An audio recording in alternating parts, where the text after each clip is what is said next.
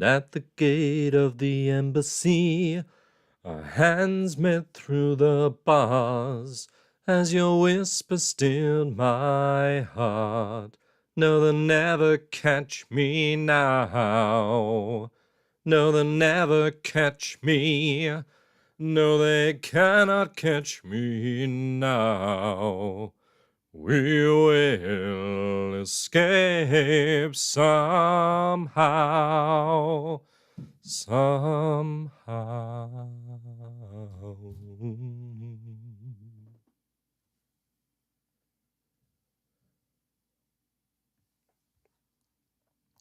Hello and welcome to Comic Book Herald Live. Hey everybody, I'm Dave Busing, founder and editor-in-chief of comicbookherald.com.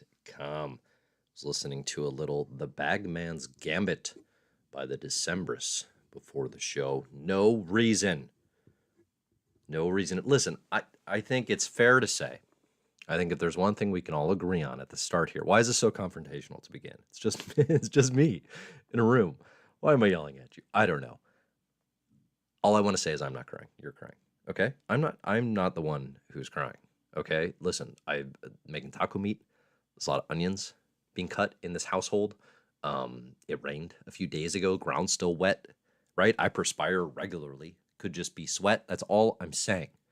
My things that make me cry list expanding rapidly. The things that make me cry list. It was very short for about 20 plus years. It was old wizards dying, Ben and Johnny saying goodbye to each other, and I think that's it. Funerals. Number three, funerals, right? That was it. Now we got animated episodes of X-Men 97. Spoilers will follow. If you haven't watched today's episode, I'm not going to say it yet, but like we're going to be talking about it, okay? Spoilers will follow. We got to add that. We got to add just like my kids doing like just very simple, cute stuff, just very simple stuff. stuff that would not resonate or connect, but that I'm just like, man, I tell you what, the emotions are flowing here at the ripe old age of 35. Cousin Marcus says, 6 sexy voice Dave is gone. Damn. I'm right here, Marcus. I'm right here. Have I changed so much? Have I changed so much in 1 week? I gotta bring back this. Don't worry. I have 3 kids under the age of 7. I'll be sick again probably soon. But yes, I did catch up on X-Men 97. I saw folks this morning being like, you got to watch today's episode. Make sure you watch it before it gets spoiled. I had an inkling. I had a suspicion of what it was going to be. And it kind of was that, but it still kind of blew me on my ass. That's the phrase, right?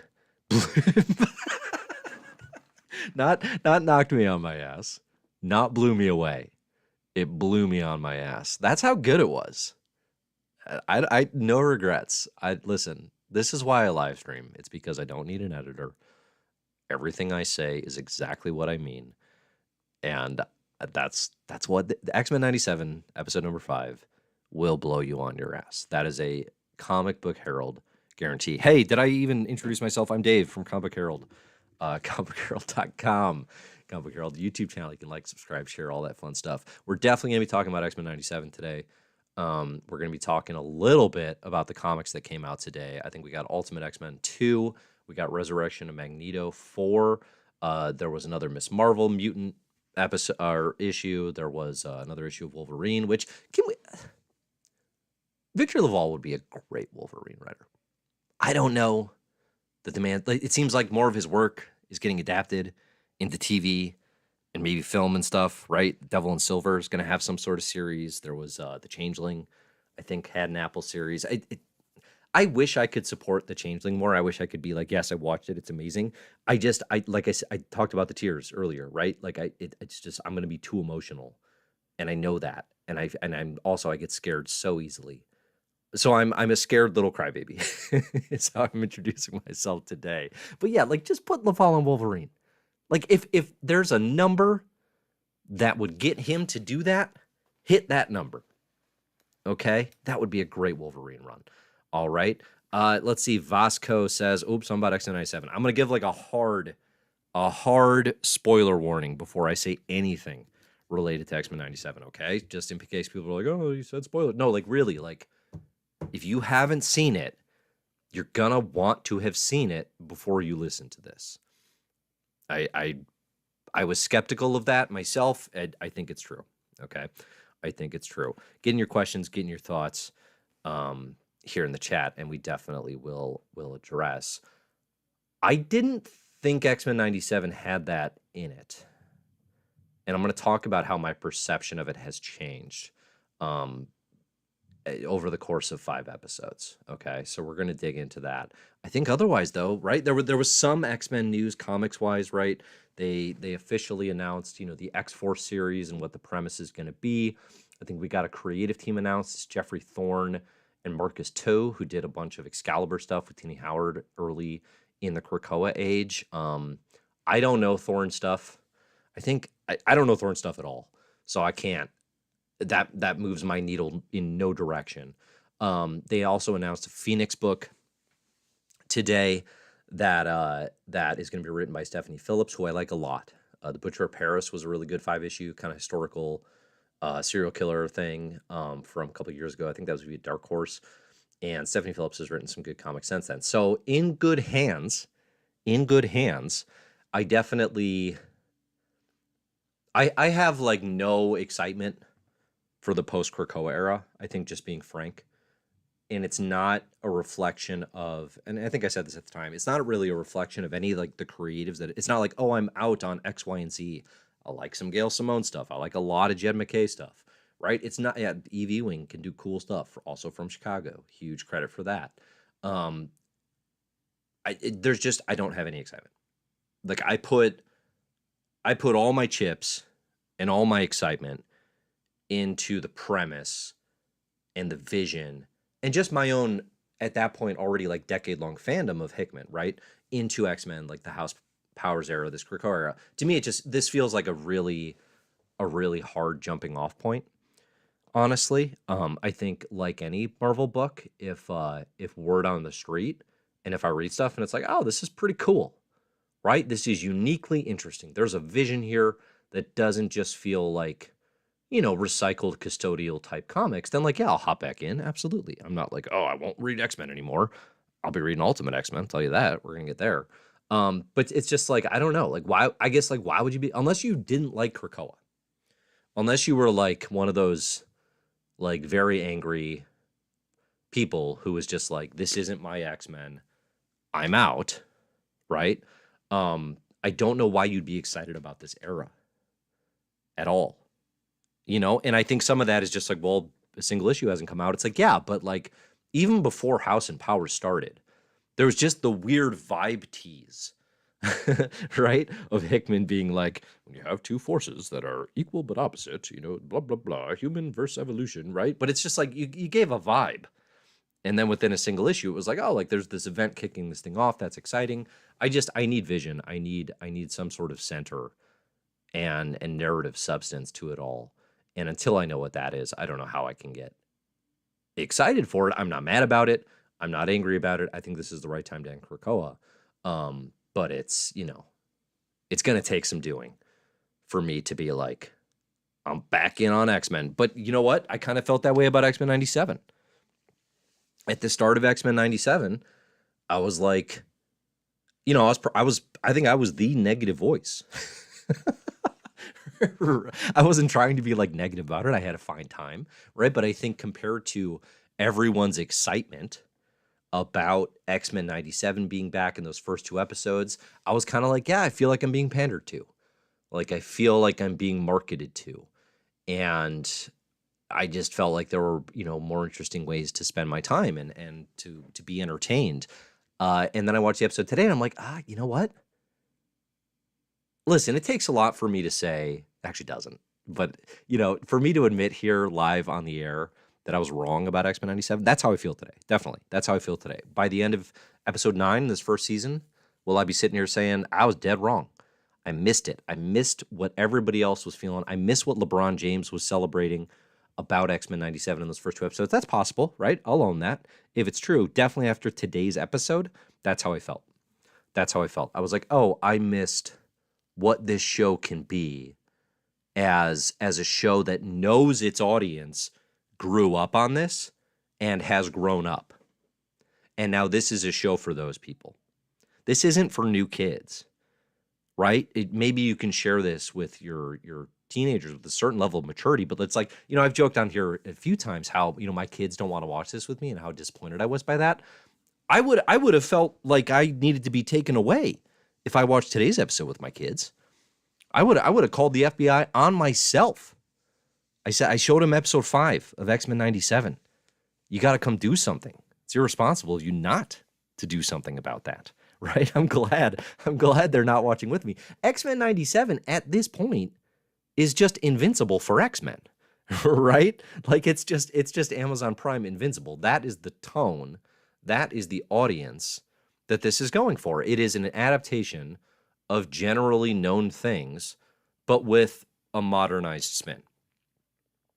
Today's episode was as good as anything I have seen in Invincible. Okay. Semi-different approaches, right? Invincible can lean into, that sort of fall maturity of like hyper-violence and, ooh, we swear, ooh, right? And all that stuff.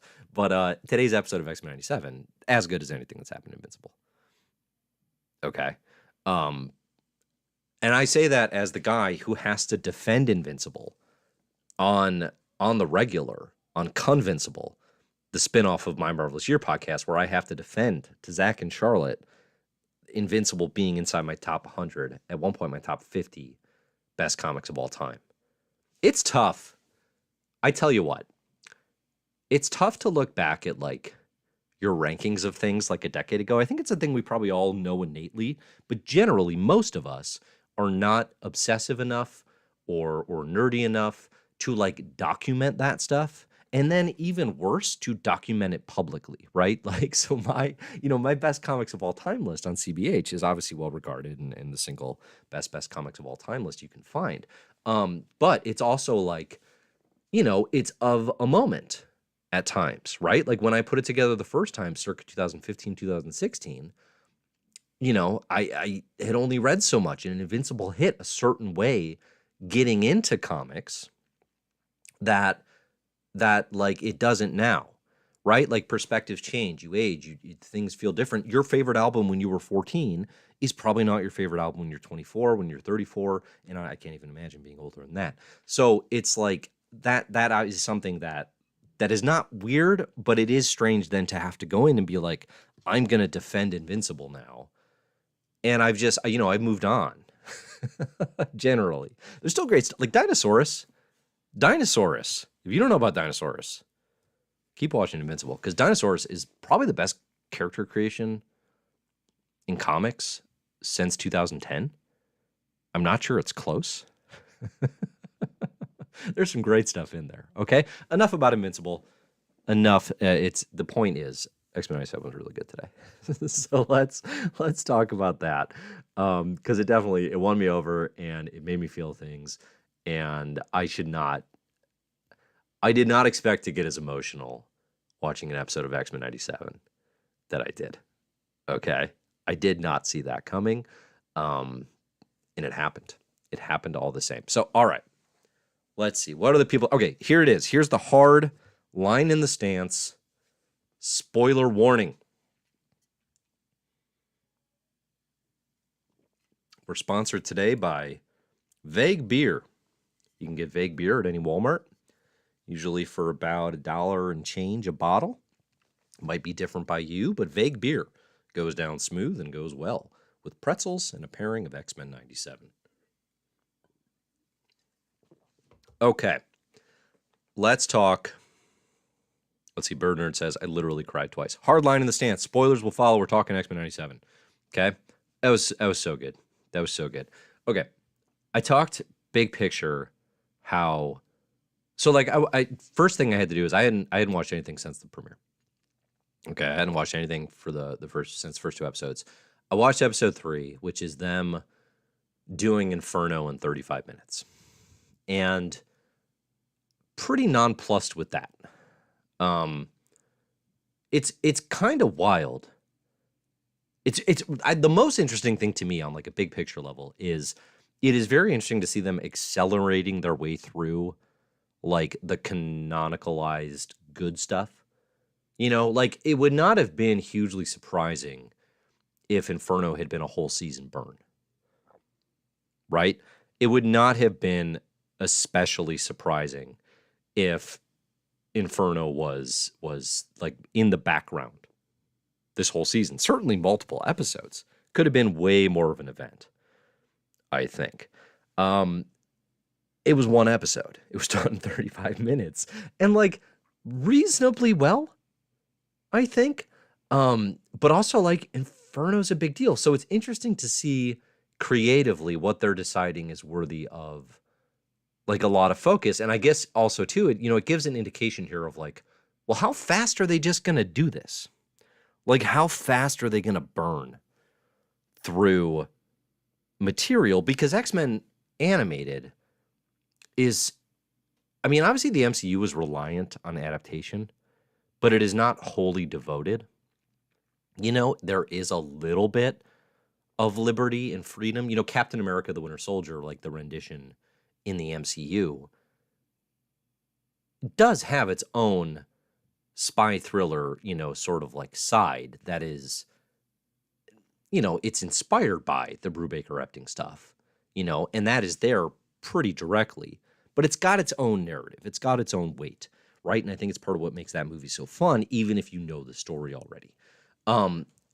With X-Men Animated, they're pretty reliant on adaptation, and I think what is most interesting to me is to see, well, how can you adapt, but also kind of like mesh things together and build your own roads forward a little bit, make your own things a little bit. Like I went into this wondering how much of the untouched 90s stuff this series might actually engage with, because you got like Executioner Song, Age of Apocalypse, Onslaught, even less eventy stuff like Magneto becoming ruler of Genosha, which is where I thought we were going today. Bastion, Operation Zero Tolerance. You got Joseph, Magneto, which maybe that's in play now. Fatal Attractions. That time Wolverine ate a cigarette to show how tough he was, that was in play. Okay, there's a lot of stuff. There's a lot of stuff to choose from. But what today's episode kind of does, is it jumps real fast into Morrison New X-Men territory, right? Like it jumps real fast into Morrison New X-Men territory, and this is where the canonized continuity exercise gets really interesting to me. Because now that we're in New X-Men ground, like how do you approach that? Are we approaching this from the lens of, hey, we're up to the comics of 2001, let's get Cassandra Nova in this game? Or is it more like, let's pull that thing from the X-Men future and let's bring it back where it's more Bastion, Operation Zero Tolerance territory? And like basically what they're then going to do is we're going to take this 90s event that isn't well regarded, that isn't especially interesting, and we're going to pull from the future of better stuff to make it have weight, to make it good, right? So we're going to put the genocide of Genosha, the Mutant Nation, we're going to make that a part of Bastion's story. I'm just guessing. I don't read the tea leaves. I watched this once. I'm not doing like screen grabs of like, oh, there's Bastion in the bedroom with Rogan Gambit. What a creep. Right? Like, maybe he's there, maybe he's not. I'm just saying like that's a sort of Sentinel related thing. You could have Nimrod in the picture, Master Mold, more stuff, right? Will they actually jump to Cassandra Nova? I'm kind of guessing no. Like, I don't think they're actually doing the full Morrison. I think they're just lifting that idea and bringing it into 90s event territory, again, to give it weight. And I actually think that's really smart. I think that's pretty darn good. And like, you don't have to do Morrison Cassandra Nova stuff ever, honestly, if you've already done Genosha in this way. I did not see it coming probably as quickly as it happened. Certainly the setup of Genosha as the Mutant Nation too, like strong Krakoa vibes, right? Like it was not an accident how much they were setting up this new Genosha as like mini Krakoa. You know, you have your council, you got Sebastian Shaw, you got Emma, you got Maddie Pryor in the Gene role, we got Nightcrawler on the island, you know. There were vibes of it, and then, you know, it's romance, it's subplot. You got the Scott cheating affair thing. There's another Morrisonism pulled into this, except this time Scott's affair, mental on the astral plane, is not with Emma Frost, but it's with Maddie Pryor, who's still out here post Inferno, right? So you're changing that. This to me is where it gets interesting, because now it's like, oh, okay, you took these things, but now you're tweaking them. And now we get to tell something else, right? And now we get a new story. And we get to see in the hands of some very talented people, well, like if you could tell the story of the X-Men to a new generation or to fans who haven't read it before, what would you take and what would you leave? And that is an exercise that I really like. To me, that was always a huge part of the promise of the idea of Moira that Hickman had cemented in House and Powers, was like, oh, you could revisit all of X-Men history through this new lens, but then that exercise in and of itself becomes a thing where it's like, but what are the most important moments? Where do you go? What are you actually going to focus on? You know? So I'm bringing Cable into the mix too, because you still got the whole Lost in Time, Maddie and Scott's son thing. We haven't done the Executioner song of it all, bringing him in today, where he knows what's about to happen to Genosha. I mean, it's in a cool place. It's in a, like, I went from being like, okay, they're doing Inferno. All right, they're doing 10 minutes of life death. Mojo's here. I don't know why, right? Okay, they're doing this, they're doing that. To being like, oh, they're doing this. I didn't see that coming. And now what did they do? Now I'm really curious. Now I really want to know. Like I said, I thought the Inferno stuff, I thought the life death stuff, whatever, you can do it fine, but I'm bored by that. I've read those stories. They're better in comics. You know, like, okay, new generations get to see it in animation. Fine. All right. Go ahead. Like, promote the comics after. What are you doing? Okay. I never understand. Anyway, that's besides the point. This to me felt actually the first time where it was like, oh, okay. They want to build their own vision for something X-Men related that we've seen, but never through this lens. And that's pretty cool. That's pretty cool. Obviously, I saw somebody early reference this as the Red Wedding of X-Men. Certainly not as brutal.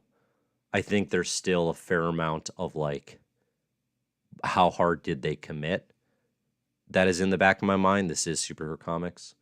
You know, this is X-Men, right? But certainly we know like who's off the board by the end of this. The big one, huge spoiler, the big one is Gambit. Incredible end for a lot of people's least favorite character. I was never especially bothered by Gambit, but he was never one of my faves. Epic ending for Gambit. Seemingly Magneto, but again, I think this is where you get into Joseph territory. We literally, I think having... So that ending with Magneto turning to Leech and telling him, you know, do not be afraid,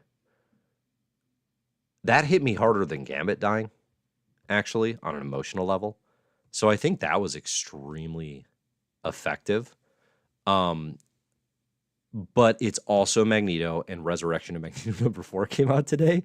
And it's like, if anyone's coming back, it's definitely Mag's daddy, you know? So, like, I am not especially worried that we'll never see Magneto again, but, like, Gambit, I think, genuinely might be out of the picture. You get some Apocalypse Death stuff, maybe, right? Be a way to bring him back. But, like, for the moment, seems legit. Callisto, I think, seemed dead. And then other than that, there was a moment. There was a moment where it was like, wait, they just killed Nightcrawler? Wait, what? Sebastian Shaw?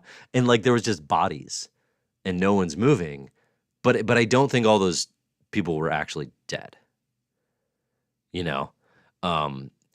If they had committed that hard, because there was a stretch there too where I was like, oh, they're actually just gonna kill everyone on this island, a la, Morris and Genosha. And like, I wasn't totally prepared for that. So anyway, who's actually off the board? I guess, kind of besides the point. But like, it was hard hitting. It was tough to watch. It was executed incredibly well. Like that blend of action, cutting the music, letting it hit, letting it resonate. Really well done.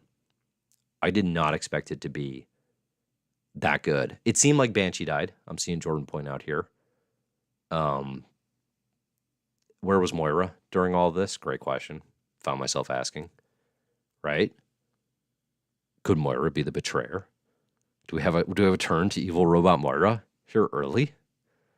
If we brought in Nightcrawler, who was not a player in the original series, right? There's like one episode where he's like friendly with monks and tries to convert Wolverine to Christianity. If we had brought in Nightcrawler to be like, oh, finally, Fuzzy Elf's here, he's having a blast with Gambit, and then just wiped him out, cruelty. The cruelty knows no bounds. Oh, it was good. It was good. What'd y'all think? What did folks think today? Let's see.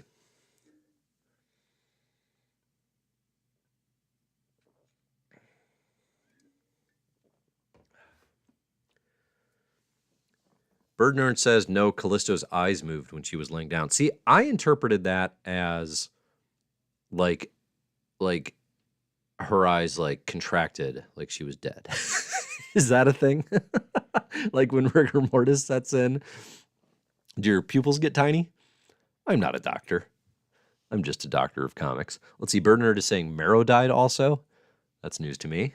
Tough look for Marrow. Too bad. Timothy says, bring on Zorn. Oh, we could go Zorn. There, instead of doing the Joseph stuff, do you go Zorn? I would actually do Joseph. I don't like the whole Joseph thing, but like they're doing Maddie clones. It's 90s. It's 97. I think you actually do Joseph and see if you can make it interesting. Let's see. A lot of thoughts on Moira. Obviously not going to, I don't think going to be any kind of real player at this stage. Although it was good to hear her finally have some dialogue. I think perhaps her accent and voice actor has changed a little bit in the decades since I listened to Moira. Oh, Charles, you're the only friend I ever had. Let's see, Banshee was flying with Marrow and got wiped out. I guess is what happened there. Yeah, it was pretty incredible. I'm definitely going to be watching the next few episodes. I am very curious to see where this goes, and my expectations are raised now. They definitely are. Like I'm pretty happy with like, oh, I get what this is now. I didn't feel as pandered to. I guess maybe part of that is just like, how good is it? 7 says Scott is a good partner. Agree or disagree? What do we think? Listen, the man just loves 2 women, and those 2 women are literal clones of each other. I'm not coming for Scott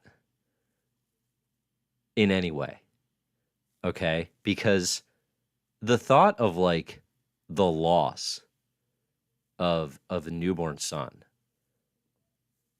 and also then the loss of this woman you thought was, your wife and the mother of your child, that's some heavy stuff. Let the man talk it through in the astral plane. Yeah? This isn't him just being like doing sexy cosplay with Emma. I'm pretty pro Scott on this one. I think he's fine. I'm not too worried about Scott. Listen, I'll tell you what, if I'm in that situation where my son has to get sent into the future with a techno-organic virus, and I found out that I'm married and had a baby with my wife's clone, I'll have an affair in the astral plane. I'll say that live on air in those exact circumstances. I'd do the same thing. Would I, on live TV, scream that humans are lucky they're alive? No, I wouldn't do that one. But, he's having a tough night. He's having a tough night.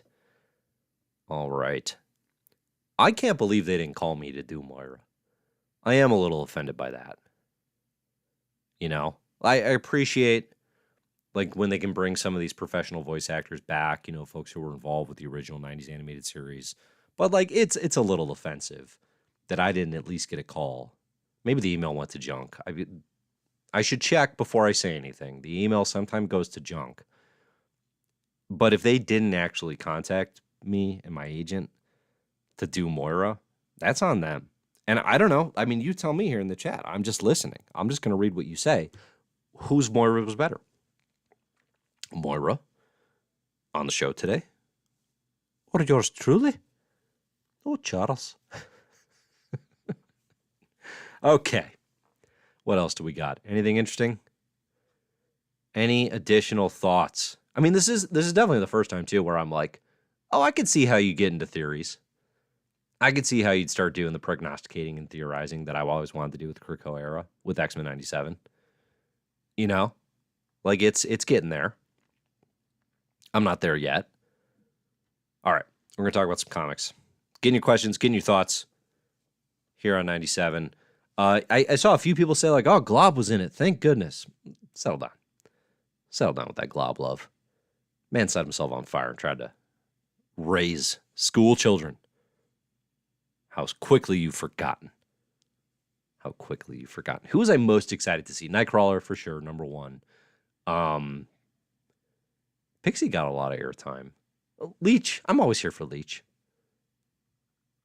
Right? Who's anti-Leech?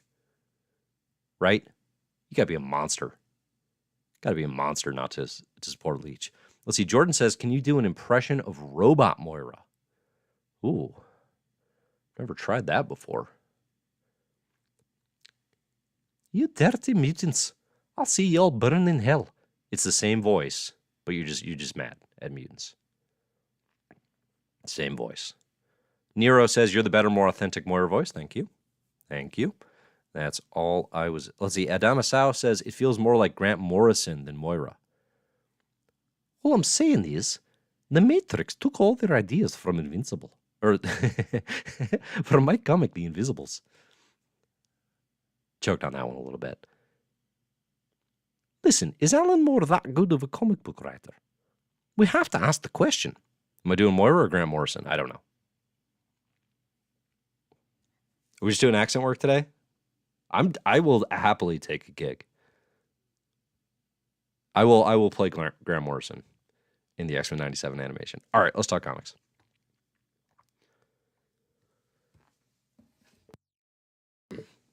Let's see. Today we had just a few. Just a handful of little comics. We got Ultimate X-Men 2. You know what I like about Ultimate X-Men 2? It is so specifically Peach Momoko's thing. Like, it is so unadulterated. One cartoonist, one creator's vision. And I am, like, actually amazed that Marvel is letting Momoko do the comic, like, completely her way. I mean, it feels like kind of this impossible thing where it's like, I feel like editorial has like no pushes. Like they're not forcing her to do anything X-Men related. And that's wild. It's cool as hell. But it's really surprising. I said this before the series even came out. I said this book is going to freak out new readers. Because you got Ultimate X-Men, or you got Ultimate Spider-Man out here with Hickman and Chiquetto just doing straight up, hey, here's our version of Spider-Man. Just pretty traditional Spider-Man stuff. You know? What happened last episode? Oh, he battled Bullseye and found the Green Goblin. That's pretty classic Spider-Man stuff. You know Spidey, you know those names. Brian Edward Hill, what's he doing? T'Challa's having a hard time in Wakanda. They got some Moon Knights coming. Just met Storm. Okay, yeah. Familiar names. Okay, what's Peach Momoko doing on Ultimate X-Men? You see, we got two young girls who met and are being haunted by a shadow power that is exacting revenge on a boy that Hisoko's was friends with, who people that bullied him. Oh, are there mutants? Well, we don't really know yet. Probably, but we don't really know yet. Oh, okay. It's Wolverine like in the background, or like or Storm. No, but the new girl, she wears like a lightning earring. That's reminiscent of Storm in a lot of ways. Like there's nothing reflective of X-Men in these two comics. It's incredible that it came out in this way. This book is called Ultimate X-Men. This is not a spin-off. This is not like a 5-issue spin-off of what Momoko's previous project was, where it's like, oh, okay, it's her vision for this like folklore kind of through the lens of some symbiotes and Psylocke and etc. What was that series called? I'm blanking on it. What was her thing? All I can think is Wild Ways. That's an X-Men thing. That's not it. Folk stories. Oh man, what was it called? Wagon rides. I'm gonna get there. Blood Meriden. Nope, Cormac McCarthy. So close. What is it? See, I think I'm ahead of you all too. So the chat is on a delay, and I'm actually just gonna keep talking until Demon Days. Nobody. I said it before anyone typed it. Let me be clear.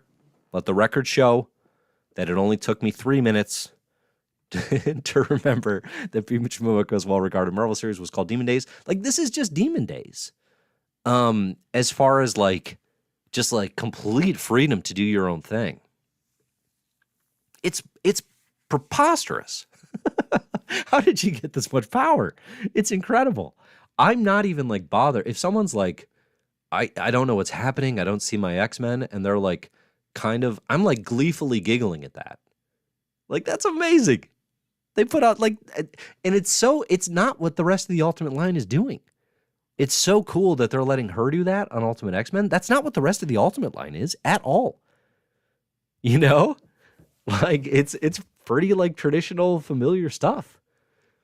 Man, this book's wild. I just can't believe it exists. I will be so curious to see, can this sustain a long run? Or even 12 issues before people just riot at the gates. And I'm not even talking quality-wise, right? I think quality-wise, it looked great. The pacing is awesome. Peach doing this kind of horror, manga-inspired, obviously, take on two young, maybe up-and-coming mutants is really good. I'm enjoying it. But it's there's zero Marvel comics in this book. I think that's the thing that's the wildest. Is if this was a new graphic novel from First Second, I'd be like, yeah, okay, cool, looks awesome. Let's see what's in store for these characters. This is an X-Men. This is in the Marvel Comics universe, and it doesn't in any way reflect that. It's wild, but it looks great. It looks great. I'm here for it. I can't pretend that I'm oh, I love this story so much, but I definitely want to see it cook. I want to see it given the space. Because I am. I mean, I'm curious. The thing that I definitely don't know, we all know Peach Momoko is an incredible illustrator, right? There was zero doubt going into this that oh, this is going to look unlike anything else in Marvel, and it's going to be a visual feast at times. But I don't know that Momoko can pull off that Hickman level plotting layer type thing, of ideas seeded early that pay off way later, and building on the characters and using the Marvel Comics universe to your advantage. I don't know. She's never done anything like that. So I'll be really curious, issue 5, by issue 6, because some of the novelty is going to wear off. If we get to issue 6, and we're just still kind of doing this high schoolers versus shadow creature thing, and there's no sign of mutantdom stuff, it's gonna get weird. It's gonna get weird.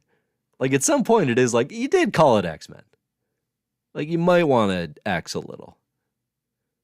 I don't know, try a little X, try a little men. Like maybe sprinkle some of that in here. For now, I'm fully on board. For now, I'm super on board, and I love it. But yeah, Seven says here, I really wonder what's going on with Magic, Colossus, and Omega Red in this world. Yeah, like we've got mutant players on the Makers Council. Like I want to see them in this book. You know, I want to see how they interact with these new characters. So I'm excited about it, but at the same time, it is like I'm not gonna fault. Like if it doesn't start accelerating towards some of the known, you know, I'm not gonna fault people who fall off.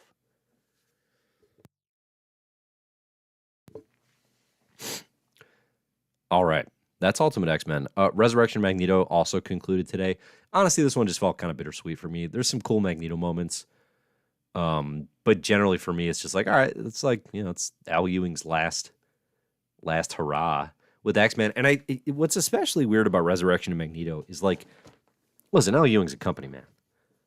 You know, guy writes every Marvel comic under the sun, plays very nicely with those around him. Like he's writing it felt to me like the comic book version of someone writing the notes for their replacement at an office.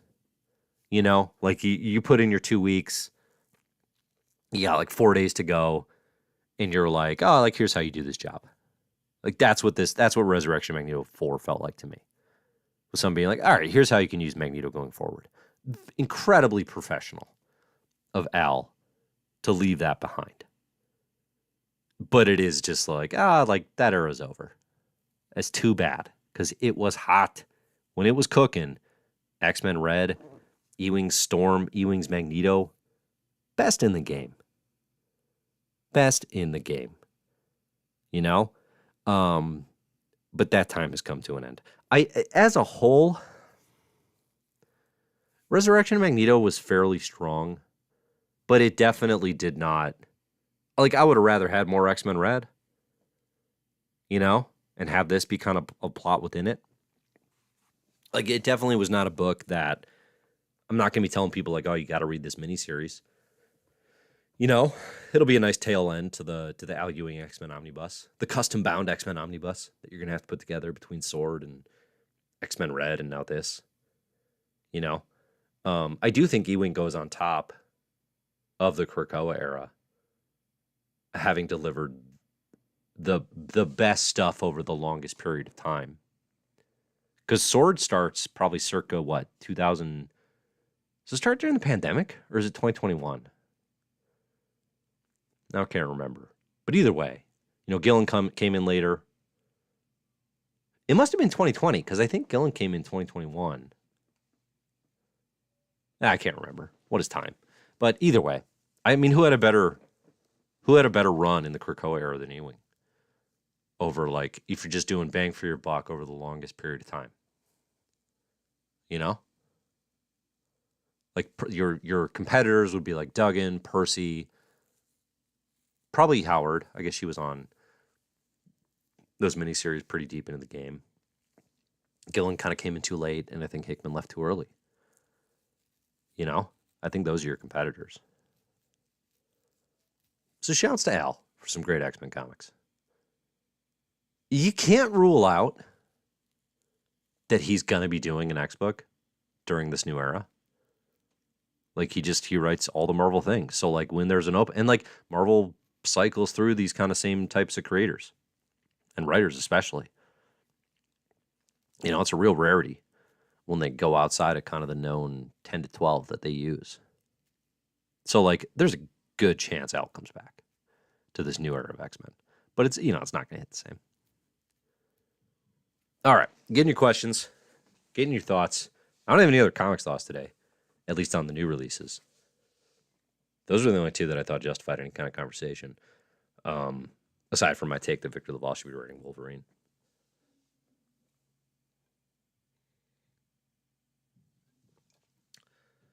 Voss asks, what is the new era going to be called? Well, they're calling it From the Ashes. Is what they're calling it. Which is really weird. It's like, is it because you're burning down the house? and now you're going to rise from your own. You set the fire.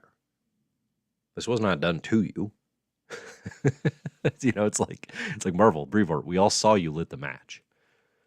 But okay, go ahead and rise. Cousin Marcus says Al will be writing Amazing Spider-Man in 2025. That'd be nice. That'd be the one probably unexpected challenge that you haven't seen yet. I would like that a lot. If you got Hickman on Ultimate, there's no way Hickman's still on Ultimate by 2025, but if you got Hickman on Ultimate Spider-Man and Al on Amazing at the same time,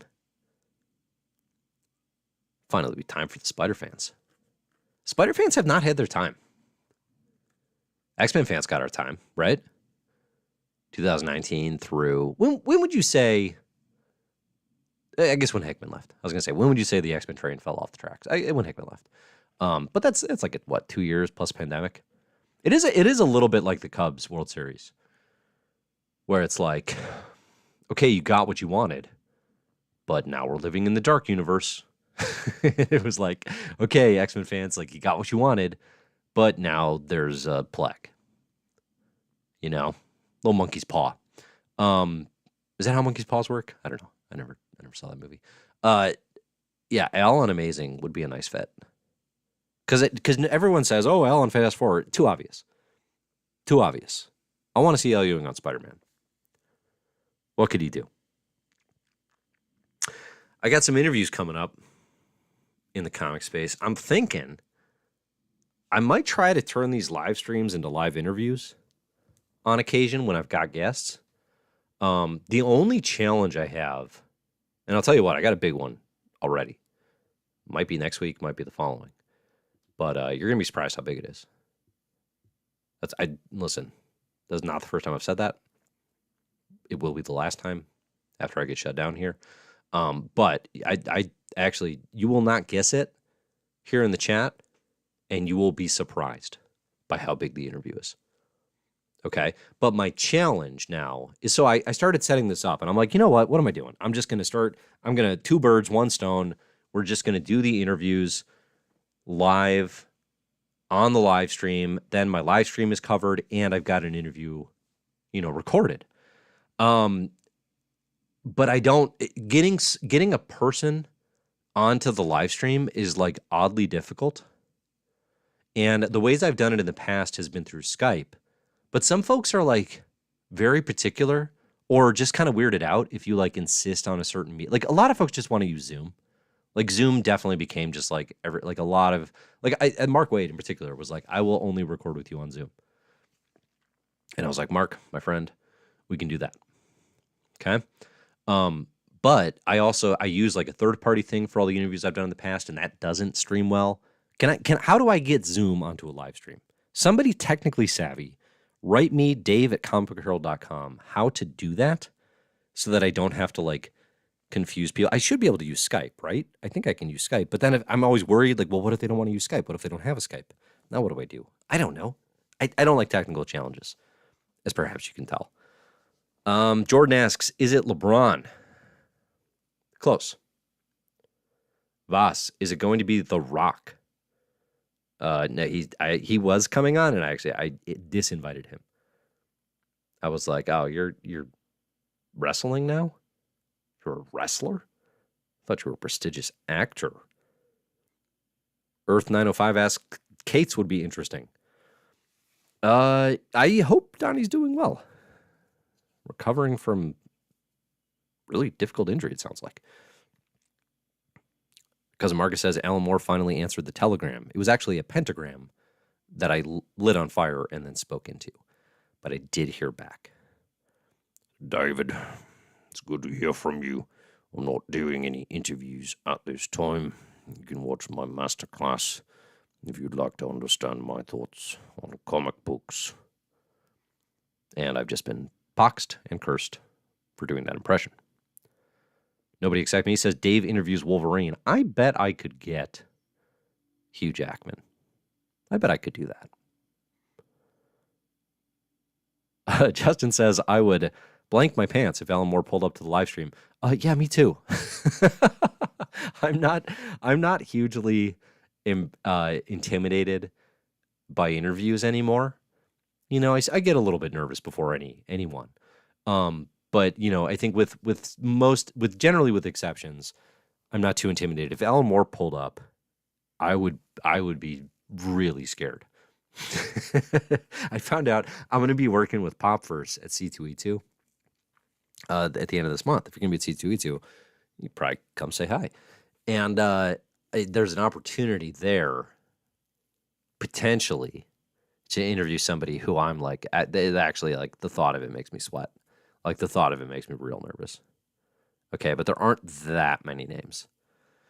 Jordan says it's Charles Barkley. Yeah, Chuck Wagon I would just, that would intimidate me for sure. I think I would just talk about the Bulls and going up against Jordan. Actually, I could probably pull that off. I feel like he'd be game to talk about that.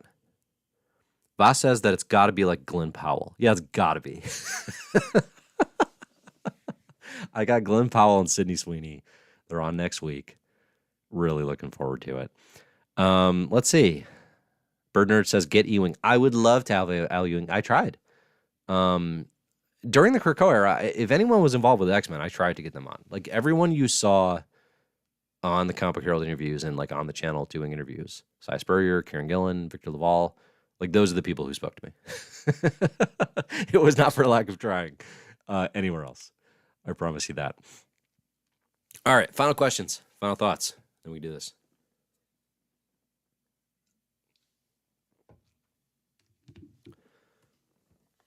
All right.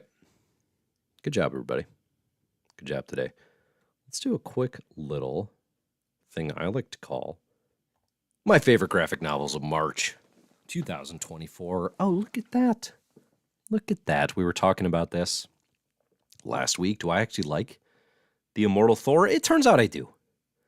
It turns out I do. I put the first volume on my favorite graphic novels of March 2024. It's solid. It's real solid stuff. Man, look at these ads. These ads are garbage. Why do I even have ads on my site? They barely pay anything anymore. Look at this. One broken window and a huge ass gray box. Who runs Comic Book Herald? Makes you wonder. Okay. Next graphic novel is called A Fire Hose of Falsehood. The Story of Disinformation. This is really good. If you are interested in sort of just a like a comic book version of just like the history of misinformation, which sounds maybe kind of intimidating, but like I found it pretty insightful. It's very clear stuff. It's an easy read. Just like how propaganda has worked over time, who's been selling it, how they sell it, strategies, how that, like, there's so much obviously we can learn from history at all times. I thought this was a nice documentation of like this era that we're in right now, where just misinformation and just bald-faced lying is so prevalent and kind of scary in so many ways. So I recommend checking out A Fire Hose of Falsehood. Descender Compendium. I finally went back and read Descender. I'd only read like the first 6 issues. This is Jeff Lemire and Dustin Nguyen. I like the beginning a lot. Some nice sci-fi. Then it kind of gets stuck in like, I mean, Lemire gets, you know, he's very emotional and sort of character beat heavy. It didn't really have any sci-fi to push the back half of the book, I didn't think, but Dustin Nguyen's painting on that book is awesome. That's Descender. Hockey Girl Loves Drama Boy by Faith Erin Hicks. This was more or less my intro to Faith Erin Hicks. Fantastic cartoonist, really strong graphic novel, good emotion, good sort of just teenage connection, good high school story. Recommend Hockey Girl Loves Drama Boy. Sex Criminals, the complete collection edition. I had only read, it turns out, like the first 7 issues of Sex Criminals, and I've had it ranked as my 69th favorite comic book of all time for years. And I don't know how anybody let me get away with this. I finally went and read the whole series because this complete collection just came out. And guess what? It's really good. I actually feel really good about having it at number 69 all time. I was worried that reading the whole thing, I'd be like, oh my gosh, like this is what was I thinking? It was a moment. And no, it's actually great. I enjoy Sex Criminals by Matt Fraction and Chip Zdarsky. Good stuff. Zodiac. It's a graphic memoir. You can see the name there. I've never heard it said. I'm not going to try and pronounce it myself. It's illustrated by Gianluca Costantini. This is a fascinating graphic memoir. I grabbed it just because the cover was shiny and gold, but holy moly. Zodiac, a fascinating individual. If you don't know them, I didn't. They're like this punk, protest artist. Done all sorts of things.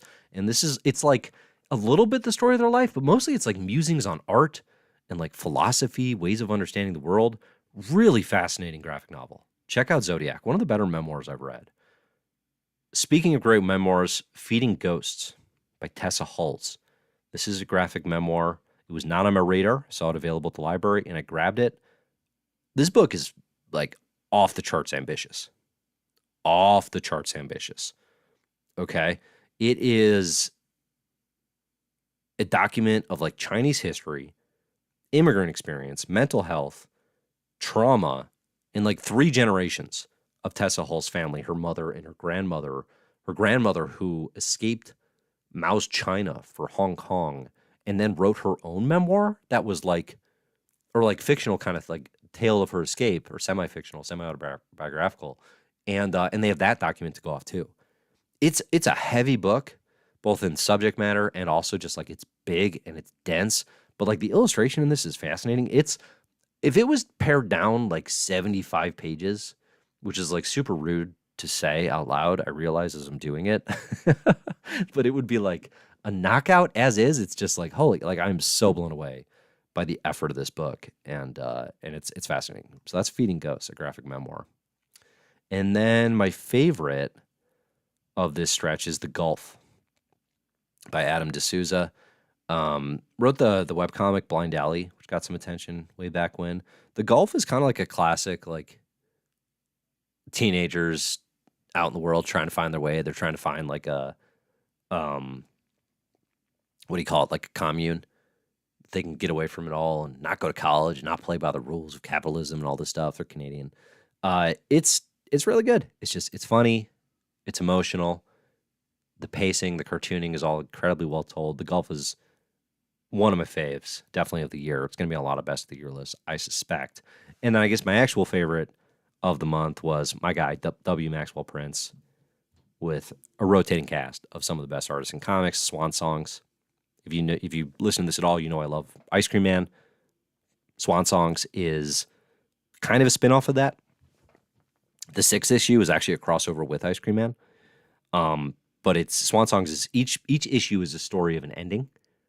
So like the first one is like the end of the world. Okay. Then the second one's like the end of a marriage. Then the third one is, the end of civilization. But then it's like the end of a sentence.